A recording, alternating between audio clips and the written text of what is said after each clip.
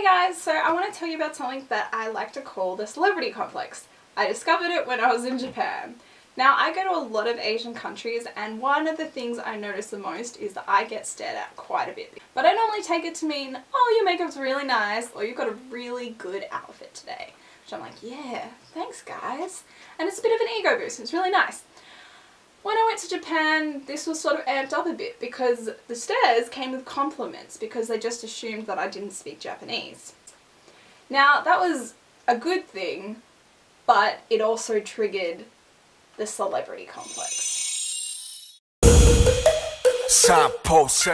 Basically what the celebrity complex is when you start to sort of act like you're famous and like you're someone that everyone should recognize. Now, this doesn't sound necessarily that bad, but let me give you a few scenarios of when it came into play. So the first time I actually really noticed that I did something that I was like, yeah, I'm like someone famous and like someone who people recognize, was in Harajuku. On the train, these two middle school girls were staring at us and whispering about us, and I noticed and I was like, yeah, they recognize me, like of course. And so I just waved at them. Instantly I regretted it afterwards because I was like, I don't know these girls, they don't know me. They're probably gonna freak out and think I'm a real weirdo. But instead, they started like squealing and jumping up and down, and I was like, oh, wow, okay, that's kind of nice.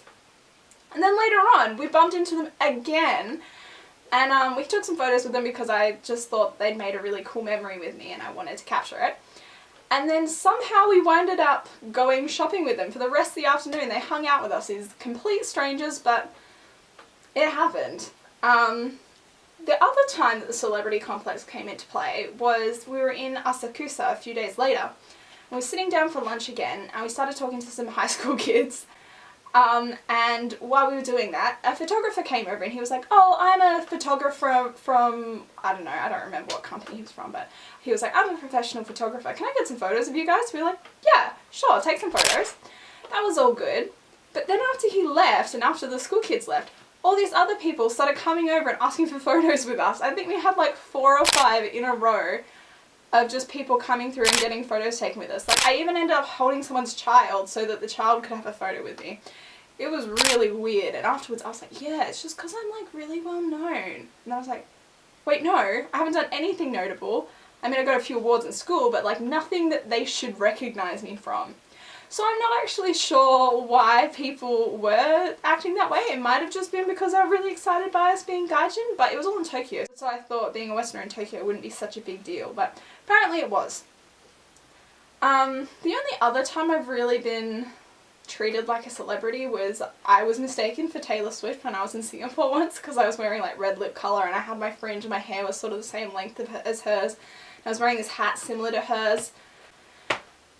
Yeah. I don't really look much like Taylor Swift, but the mistake was made and it was like a compliment, but at the same time I was like, I'm sorry guys, I'm not Taylor Swift.